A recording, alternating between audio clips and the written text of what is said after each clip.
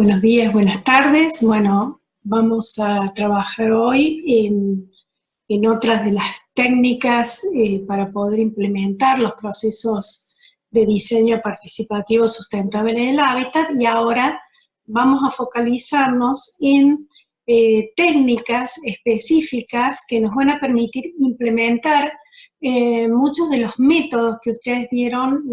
el módulo, la unidad anterior, donde vamos a ver cómo se puede trabajar el método de opciones, el método de lenguajes y patrones, y lo hemos llamado a esto como técnicas de elaboración transdisciplinaria e intersectorial de materiales pedagógicos para implementar diseños, porque la forma más efectiva de poder implementar este tipo de diseños, de trabajar y definir con el otro y no para el otro, interpretándolo, es elaborar estos materiales que se hacen en distintas actividades, como habíamos visto en el primer módulo, donde habíamos visto cómo en realidad cuando se termina un taller, se vienen realizando múltiples actividades que son igual o más importantes que el mismo taller final. Y es donde, en estas reuniones, en estos espacios, donde se empieza a construir estos equipos transdisciplinarios e intersectoriales, y donde se trabaja, se adecúa, se adaptan estos métodos, estas técnicas, a las realidades culturales, tiempos, recursos, modalidades particulares del caso, y las hacen mucho más apropiadas y apropiables a estas cosas. Entonces, bueno, les voy a contar algunas experiencias, siempre considerarlo no como algo establecido, sino como algo modélico, sino como formas de abordaje que nos permiten desarrollar estas técnicas. Bueno, entonces las técnicas de elaboración transdisciplinaria e intersectorial de materiales pedagógicos para talleres de diseño participativo. ¿Qué son estas técnicas? ¿Cómo las podemos escribir? Son un conjunto de materiales pedagógicos y de comunicación basados en la pedagogía popular y la comunicación social, desarrollados en espacios transdisciplinarios e intersectoriales para retrabajar en espacios de interaprendizajes en talleres de diseño participativo sustentable con diversos actores. Es decir, estos materiales son un paso imprescindible para el trabajo transdisciplinario e intersectorial. Es donde reaprendemos, retrabajamos distintas percepciones, incorporamos conocimientos técnicos, conocimientos populares, lo adecuamos al contexto de inserción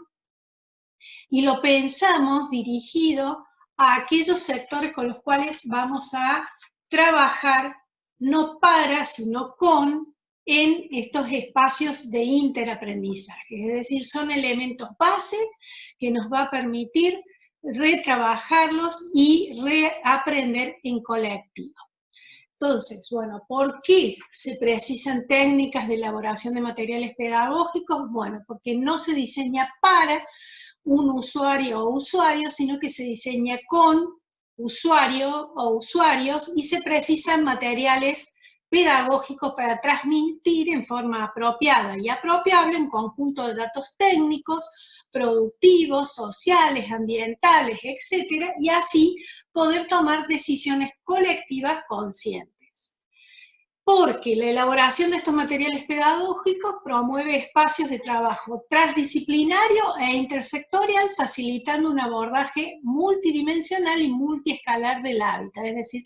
ya en estos materiales empezamos a ver esta cuestión más holística, más multiescalar, multidisciplinar. Lo tratamos de sintetizar con el método, con la pedagogía popular y la comunicación social, porque queremos transformar la forma tradicional o la forma hegemónica en la cual se plantea y se desarrolla el conjunto de las personas que, así seamos conscientes o no, estamos imbuidos por esa influencia. Entonces, hay algunos arquitectos que dicen, bueno, pero promoví toda una serie de cuestiones participativas y terminamos en la misma casita, con las mismas condicionantes, y es porque no ha habido estos procesos críticos para generar una transformación de esos pensamientos hegemónicos, ¿no? Y bueno, estos materiales pedagógicos tienen que ser fortalecer estos espacios de interaprendizajes y permitir una participación efectiva acercando el conocimiento, los distintos tipos de conocimientos a una forma simple, entendible y manejable por todos. Bueno, algunas de las técnicas que vamos a tratar ahora son, por ejemplo, en el método de opciones, las matrices de diseño, en el método de Alexander, cómo podemos plantearnos los patrones del lenguaje, unas fichas integrales de información que son producidas transdisciplinaria e intersectorialmente, y algo muy conocido y muy manejado para todos, los ideogramas, maquetas, dibujos, pero vamos a ver cómo lo aplicamos para que efectivamente no genere esta posibilidad de trabajo, digamos, transdisciplinar e intersectorial en estos espacios de interaprendizajes. Bueno, entonces, las matrices. ¿Recuerdan el método de opciones? El método de opciones donde ustedes imagínense cómo un arquitecto ya entrenado va pensando cuando tiene que ir a resolver, por ejemplo, en este caso, un loteo de una manzana acompañado con distintas trazas viales, y bueno, por su cabeza obviamente pasan todas estas imágenes y rápidamente hace una síntesis y lo resuelve porque obviamente es una sola persona, porque tiene toda una serie de experiencias, de aprendizajes realizados con respecto a esto, pero incluso así podría el arquitecto tener un caso muy particular y por resolver en esta forma casi automática, que es en base a la experiencia, en base a sus propias reflexiones, quedarse corto, digamos, en cuanto a la efectividad de esto. En el caso donde nosotros estemos pensando trabajar con otros, tenemos que transparentar todo este proceso. Y bueno, estas matrices justamente son unas propuestas, una adaptación del método de opciones de Hanno Weber y Michael Piatok, pero realizado en México. En México el equipo de Gustavo Romero, ¿no? Él planteó esta posibilidad de hacer estas tramas, ¿no? Y iba relacionando, por ejemplo, acá las tramas de vialidad y el tipo de agrupamiento, ¿no? De viviendas con gráficos donde las personas fácilmente pueden entender estas situaciones y podrían llegar a analizar cada una de estas, explicar cada una de estas, y en estos espacios de interaprendizajes, cuando se toma la decisión de qué hacer, hay mucho más conciencia sobre por qué se toma esto, y el profesional o los profesionales van acompañando el por qué se toma, las potencialidades, lo positivo, lo negativo de cada uno, porque todo, como sabemos, todas las opciones tienen aspectos positivos y aspectos negativos según cómo lo analicemos y en relación a qué. Entonces, este es uno de los elementos. Uno podría hacer múltiples matrices, ¿no? De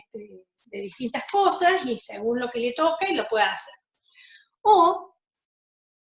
puede hacer este otro tipo de matrices que se van armando, digamos, rápidamente, se van armando con el equipo transdisciplinario e intersectorial, se puede rápidamente dibujar, se puede adecuar al caso que estén trabajando, y se va orientando no solamente en la opción fría esta, sino la interrelación entre distintas opciones, ¿no? Que van a ir permitiendo que el colectivo pueda ir identificando que si elige una determinada opción, qué es lo que pasa con el resto de las decisiones, e incluso identificar opciones claves o lo que nosotros llamamos el aspecto clave de un diseño que te va determinando e incidiendo en múltiples otros elementos. Este tipo de opciones son fáciles, muy fáciles de hacer, se van haciendo en el mismo proceso de diseño, en el taller, y permiten involucrarse varios actores. También vamos a ver algunas otras diferencias. Por ejemplo, otros temas, ¿no? El sembrado, cría y guardado. Esto es en referencia a un caso que ya lo planteamos, lo describimos en uno de los foros, y lo volvemos a tocar para que se pueda ver esta cuestión. Entonces, bueno,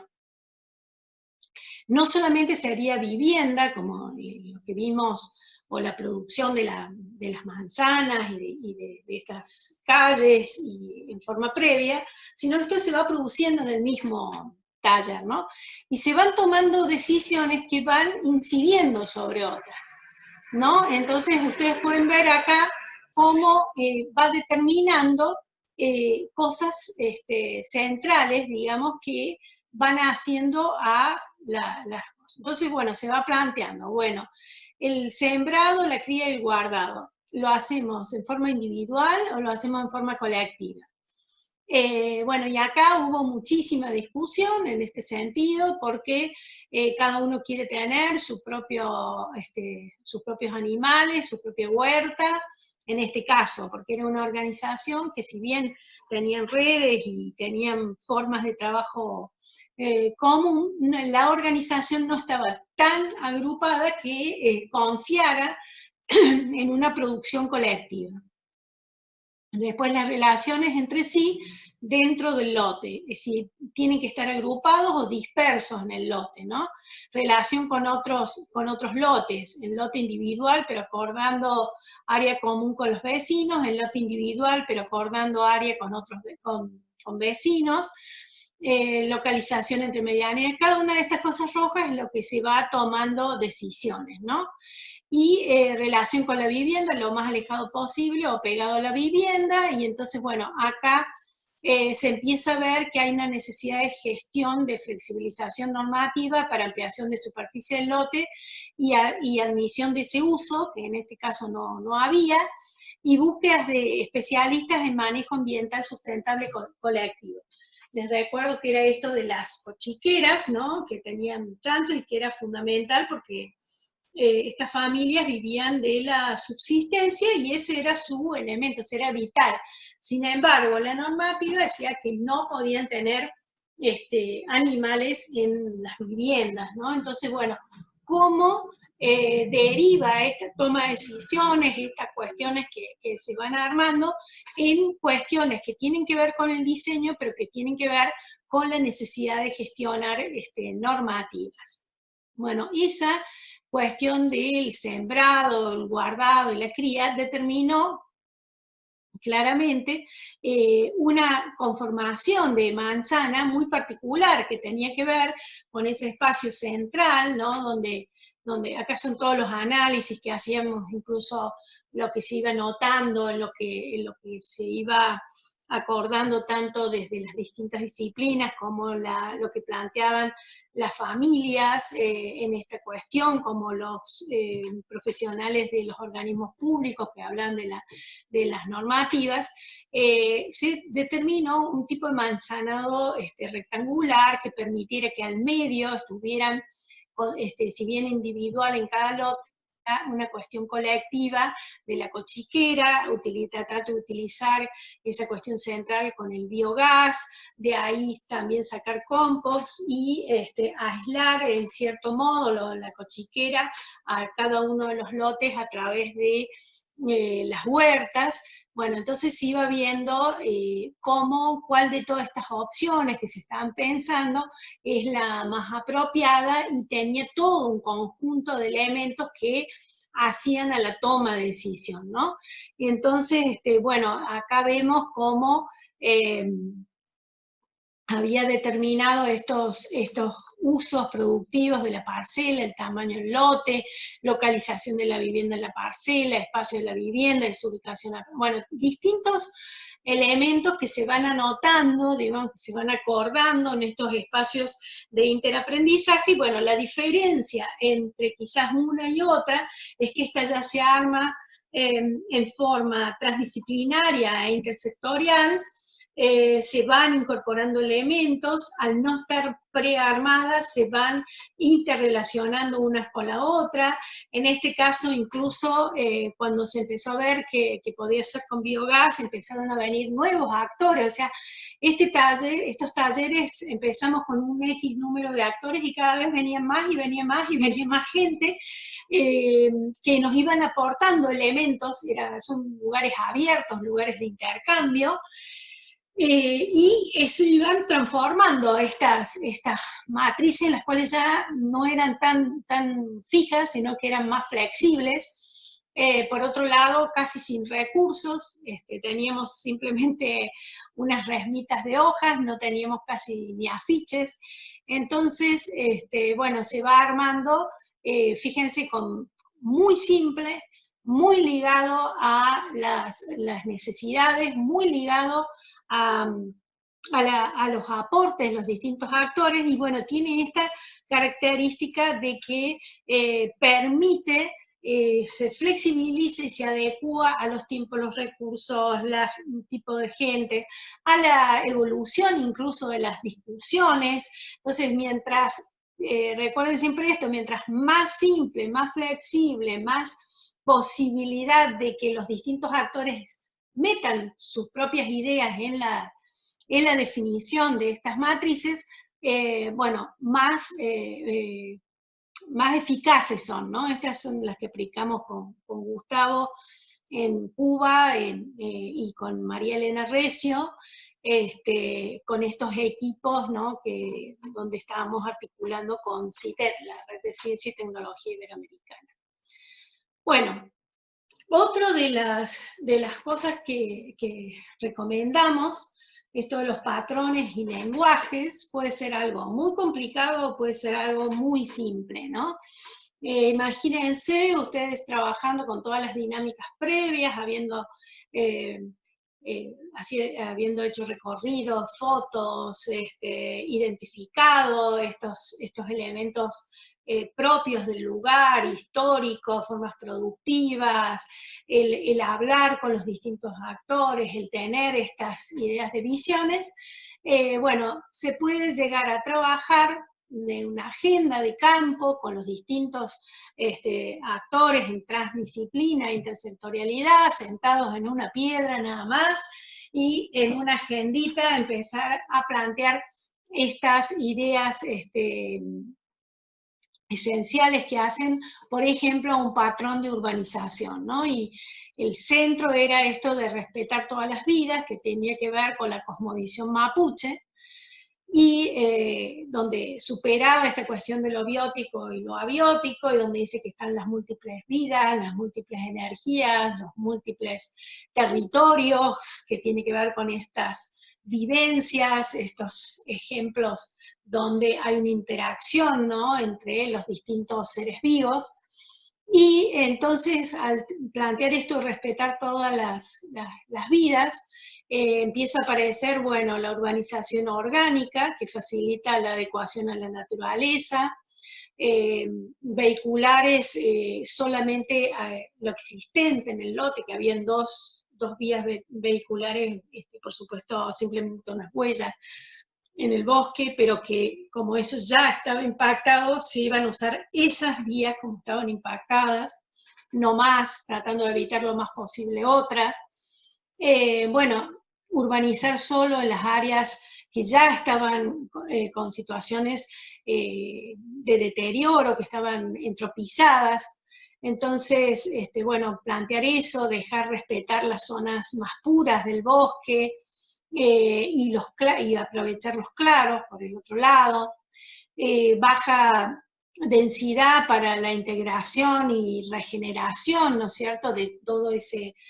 suelo que obviamente iba a ser impactado por más que fuéramos a las zonas que ya estaban deterioradas.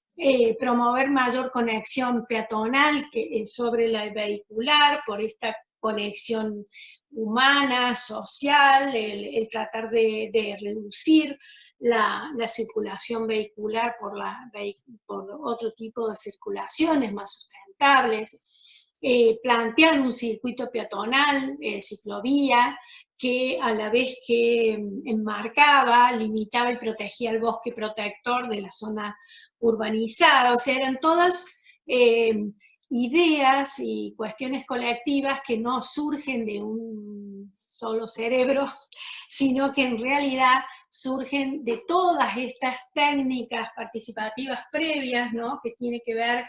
con estos recorridos, con el juicio de la vivienda social, con el concurso Construyendo Sueños, con los recorridos por los senderos del bosque, por la fotos cuadro por cuadro, etc. Por un conjunto de elementos que van preparando, van generando esto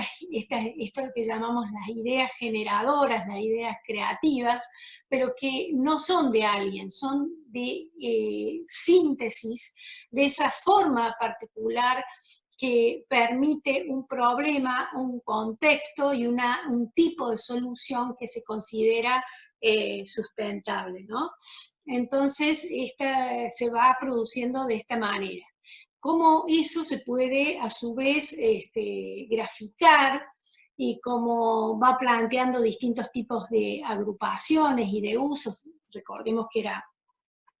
un uso comunitario de la tierra, propiedad comunitaria, con lo cual se permitía uso familiar, grupo, clan y comunitario general, ¿no? Entonces, dentro de esa organicidad también estaba este otro patrón que era cómo se iba a agrupar en función de esas interrelaciones sociales, que además de lo orgánico, cómo se iba manifestando. Lo mismo este gráfico, este dibujo que va reflejando lo que se va planteando, ¿no?, lo que se va soñando en estas aproximaciones sensitivas, integrales, multidimensionales, holísticas, de cómo se podría llegar a definir o resolver este problema, contexto y solución, ¿no? Y entonces, bueno, se va trabajando, surgiendo esto de justamente todas estas dinámicas desde el concurso Construyendo Sueños al juicio de la vivienda social que nos van dando estos insumos, ¿no? Bueno, los lenguajes, que serían cómo varía dentro de estos tipos de soluciones, de estas formas en las cuales integramos estas reflexiones holísticas de cómo enfrentar estas formas de diseño, también se empiezan a plantear cómo serían los lenguajes, o sea, cómo serían las distintas adecuaciones de ese patrón a distintos estímulos de estos contextos y de estas situaciones. Entonces, por ejemplo, para plantear una, era que sí, había un área para la ocupación de la vivienda, en un área familiar, de uso familiar, pero ese parámetro, digamos, podía variar en función de que un árbol no le hiciera sombra, no tirar un árbol para poner la vivienda, sino que la vivienda es la que se localizaría en el lote según eso, la relación con el lote de al lado, la orientación, es decir, había toda una serie de parámetros que son indeterminados, que tienen que ver con cómo esa idea, ese patrón, se adecua a ese contexto microparticular, ¿no? Y ahí vienen todos estos procesos flexibles y que también pueden reflejarse en, además de estos lenguajes, en opciones, ¿no? En opciones donde se va transformando, se va eligiendo. Dentro de las opciones podríamos tener opciones que son ya fijas, ¿no? Pero también podemos tener opciones que pueden ser elegibles, que es muy similar, digamos, a lo que podría ser los lenguajes, o sea, conserva una idea, un patrón general, pero que son diferentes según, en este caso, lo que él o los usuarios de cada uno de estos microespacios deciden. Entonces, por ejemplo, si ven en la anterior, bueno, esto podían tener cercos verdes, ¿no es cierto? Que la opción determinada era que tenía que ser, no puede ser un cerco mayor de 1,50 m, no puede ser hecho con materiales constructivos, sino que tenía que ser con alguna cuestión verde y podía, a su vez, que esa era lo fijo, tener estas otras variaciones, que podría llegar a ser hecho con un alambrado romboidal, porque quieren tener sus animales o porque querían tener sus propios desarrollos, puede ser sin nada, puede ser con unas pequeñas ramitas, o podía ser con la misma mata natural, no poner ningún otro especie verde que no fuera la local, y podría no tener nada. Y son opciones que, o formas, lenguajes, digamos, que son elegibles según el mismo usuario, según su forma de apropiarse de ese microespacio, pero siguiendo este patrón general o esta opción ya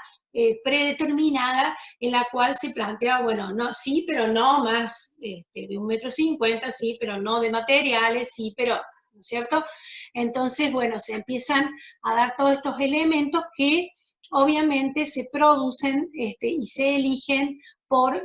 trabajos transdisciplinarios, intersectoriales, y se van terminando de decidir y de acordar en los talleres donde se genera el máximo espacio de interaprendizaje con la mayor cantidad de usuarios y donde se tomaban decisiones ya de tipo asamblearias, ¿no? Bueno, este es otro ejemplo, ya no para el asentamiento, sino para la vivienda, donde se empiezan a acordar distintos elementos que tienen que ver con esta lectura, ¿no? Del territorio, de la historia, de las formas productivas, de cómo es necesario aprovechar el sol, de cómo estas dimensiones espirituales y culturales de la orientación hacia el este, de, bueno, cómo se podría controlar ambientalmente el clima extremo, y entonces cómo se hacían zonas de transición, cómo se frenaban ciertos vientos, etcétera, todo observado de lo que se había visto en el contexto, incluso en pasantías, en análisis del juicio de la vivienda social, pero también en el análisis de viviendas tradicionales, y bueno, se van planteando toda una serie de patrones que así sea, se desarrollen tipologías completamente diferentes, e incluso se desarrollaron posteriormente, se conservaron estos principios, y no se conservaron porque sí, sino que se conserva porque la gente reaprendió a observar, a valorar determinadas cosas, lo entendió por qué era, y entonces empieza a tener mucha fuerza este tipo de, bueno, materiales, ¿no? Fíjense que es muy rico y muy profundo todo el método de opciones, pero que también tiene que ver con una lógica común, con recuperar estas historias, ¿no? Con dar la libertad de adecuación, ya sea por elección de la familia cultural, o ya sea porque el sitio particular pone determinados elementos, e incluso reconoce, digamos, en esto que pueden haber procesos evolutivos, tanto como para que no existiera ningún ser en la medida que se iban haciendo relaciones sociales, como para que existiera, porque empiezan a ver que la cría de animales se precisa, aunque sea, tener algún elemento de contención del animal, ¿no? Entonces, bueno, lo que plantea esto es que es la flexibilidad, es la lógica, es la posibilidad de que los distintos actores puedan interpretar fácilmente. No se trata de que sea el mejor dibujo, ni un dibujo, ni una maqueta súper acabada, sino que son dibujos pedagógicos. Por eso hablamos de la pedagogía popular y la comunicación social, dibujos que pueden ser realizados por los mismos sectores populares, que rápidamente en una de esas, en un esquema se entiende, que podemos estar justamente, miren, con la agenda, ¿no es cierto? Y en la misma agenda ir planteando estas cuestiones, o sea, esta relación entre el campo, la reflexión colectiva, transdisciplinaria, intersectorial y la manifestación a través de gráficos simples, y ya acá se va incluyendo la evolutividad, las diferencias, la flexibilidad, las formas particulares en que puede ir tomando esto. Básicamente vamos descubriendo patrones conceptuales y relacionales muy fuertes, pero también la posibilidad de adecuación, de adaptación en base no a caprichos, sino a cuestiones también consensuadas, conceptualizadas, desarrolladas, digamos, tanto desde la teoría y la práctica, y que luego se manifiestan en el territorio y en la posibilidad de adecuación de todos estos procesos. Bueno, otra de los elementos que son importantes considerar y trabajar, y que nos ayuda muchísimo todo esto, que nos ayudaría mucho para el método de opciones, es esto que llamamos fichas sociotécnicas integrales.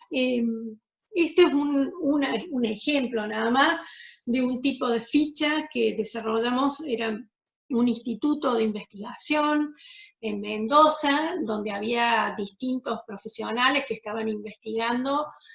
sobre el manejo de las energías y energías renovables, y estábamos tratando de plantear, incidir en el Instituto Provincial de la Vivienda para la incorporación de criterios de diseño bioclimático y de tecnologías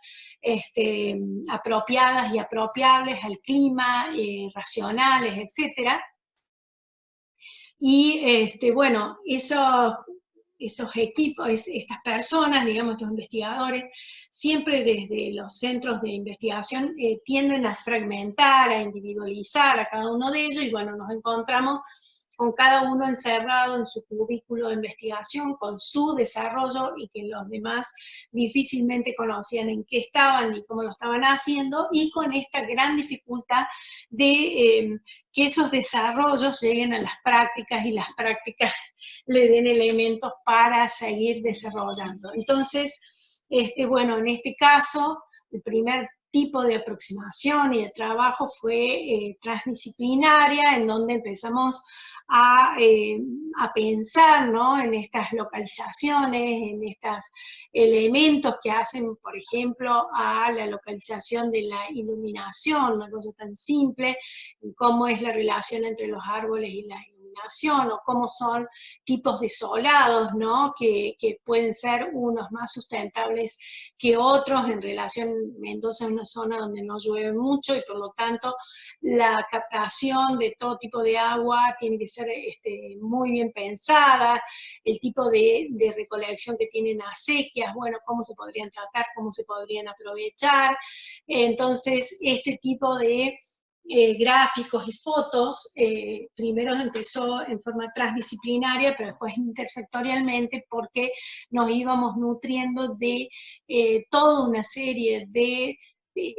técnicas participativas en las cuales tocamos el campo, digamos, tocamos la realidad concreta, la podíamos observar, palpar, ver lo que pensaba la gente, por qué lo ponía así, por qué no. De ahí se volvía a rearmar estas fichas sociotécnicas integrales que ustedes pueden ver que va desde cómo diseñar una vereda, dónde localizar la iluminación, o cómo poner, en qué lugar poner, cómo poner las medianeras, o cómo poner, de qué hacer las medianeras que no sean de material, o cómo poner, localizarlas en el lote, etcétera. O sea, toda una serie de elementos que se va construyendo, ¿no? Bueno, estas de los recorridos, fíjense acá la cuestión del vapor, de la diferencia, digamos, por temperatura, porque se produce, formas de captar, digamos, las zonas verdes, los retiros, en la posibilidad de pensar en alguna cuestión de agricultura urbana, en la localización de los árboles. Entonces, in situ se van desarrollando estos insumos que después son retrabajados en talleres. También se empezó a trabajar en el laboratorio con estos investigadores, bueno, cómo se podía trabajar la cuestión del confort térmico, cómo se podían bajar determinados grados a través de considerar distintos elementos como los aleros, vidrio con un vidrio doble, carpintería con vidrio doble, etcétera, que van haciendo cambiar estos elementos o las orientaciones o las viviendas que son tapadas por otros que le quita el sol. Entonces, bueno, a través de estos elementos se iba mostrando las distintas tipologías y la forma de rendimiento de cada una de ellas, y entonces las familias podían tomar decisiones mucho más conscientes de esto. Estos son simuladores en distintas casas, ¿no? Con la zona del living o del estar mirando al sur o mirando al norte, cómo influenciaba esto y la importancia que tenía de no hacer viviendas como largadas en medio de la nada, sino saber para dónde uno lo está orientando. Bueno, son todos elementos que además de las opciones nos están dando instrumentos, conocimientos teóricos, técnicos, y que enriquecen tanto el saber transdisciplinario como el saber intersectorial, y obviamente que estos instrumentos no están pensados para esto que la gente diga, sí, yo quiero esto, y no hay una contraprestación técnica, sino que hay incluso una contraprestación técnica hiperespecializada que además se acompaña con estas pedagogías de la comunicación social, la pedagogía popular, la psicología social, dinámicas, etcétera, que permiten y amplían la posibilidad de intercambio de conocimientos, y entonces así lograr obviamente otra conciencia sobre los diseños, y no solamente sobre los diseños, sino cómo posteriormente saber usar esta casa, cuándo lo tengo que ventilar, cuándo lo tengo que abrir, qué pongo hacia el norte, qué no pongo. O sea, no puedo poner una heladera con la parte de refrigeración justo en la ventana que me da el norte, que era una cosa que, por ejemplo, habíamos encontrado. Bueno, así como eso, se van dando elementos de aprendizaje que no solamente sirven para el diseño, sino que sirven para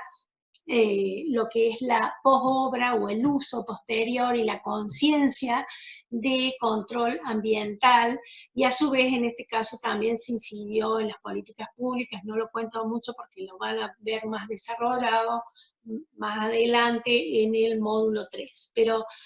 solo para que puedan ver estos instrumentos pedagógicos, estos elementos que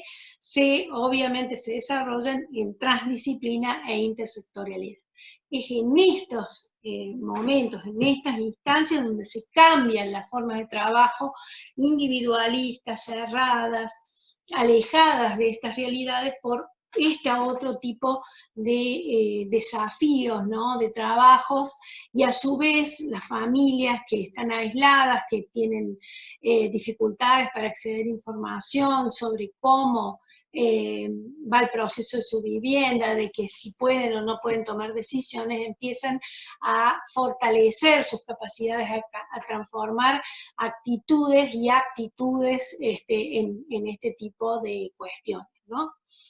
Bueno, otra cuestión muy simple y muy fácil de utilizar es el tema de los audiovisuales, ¿no? Generalmente se puede complementar a muchas otras técnicas que se pueden usar, pero que es efectiva cuando se quiere implementar algún tipo de tecnología, como por ejemplo esta del Adobe,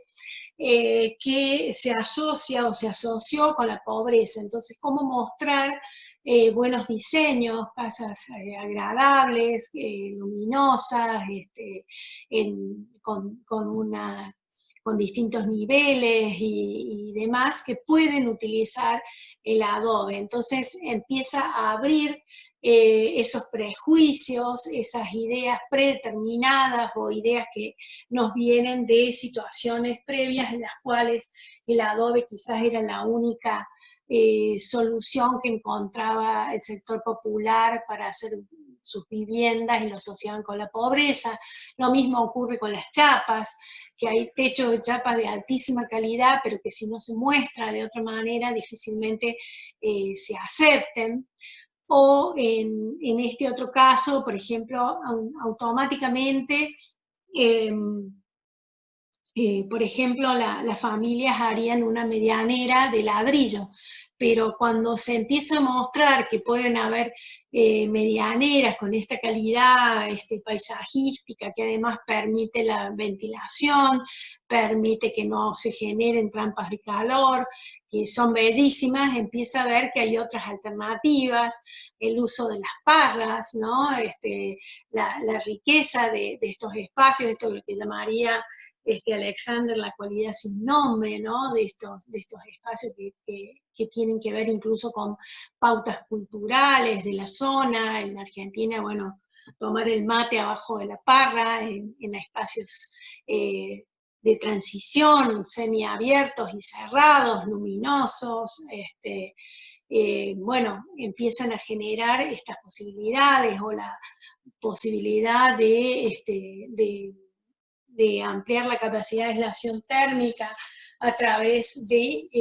las trepadoras, ¿no? de plantas que pudieran tener como una doble pared, que por ejemplo todo este trabajo lo probamos en un barrio que había sido entregado con casitas separadas, precasas, estas casas semillas, con una plaquita muy fina, y había ocurrido un problema muy grave, que un bebé se había deshidratado porque le había dado el sol muy fuerte en una de estas plaquitas finitas y le había transmitido todo el calor al niño, y el niño se había deshidratado. Y empezamos a ver que en casi todas las casas le estaban haciendo las medianeras de ladrillos en vez de terminar, completar su vivienda por una cuestión de resguardo, de miedo, de desconocimiento entre ellos. Entonces se planteó todo un taller para evitar, por ejemplo, otra de las cosas que hacían era, lo primero era sacar todo el pasto que tenían de los retiros de verde, meterle baldosas y meter, eso sí, las plantas en macetitas, generando una trampa de calor por reflexión muy fuerte para la vivienda. Entonces, bueno, desmitificar esa forma de resolver la problemática, ampliar, mostrando otras formas más sustentables, económicas y a su vez a través de ese proceso de diseño y de esos acuerdos donde se aportaba también fichas técnicas, donde podían ver qué tipo de plantas eran útiles para la zona, en qué momento se podían plantar, dónde se podían conseguir esas plantas en forma gratuita, cómo se podían organizar, por dónde podían empezar, cómo podían trabajar una calle semi-peatonal, comunitaria, y a su vez cómo trabajar los patios, cómo hacerlo estudiando la dirección del sol en verano, en invierno, los árboles caducos, etc. Bueno, toda una serie de cosas que se pueden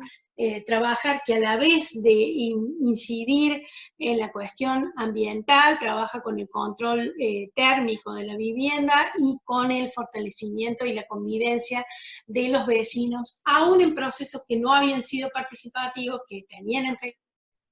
y que se estaban generando estas problemáticas. Entonces, fíjense cómo una técnica muy simple, muy fácil de implementar,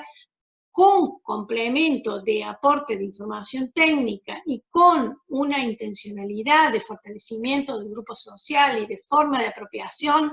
de estos espacios comunitarios, permitía transformar rápidamente la situación ambiental.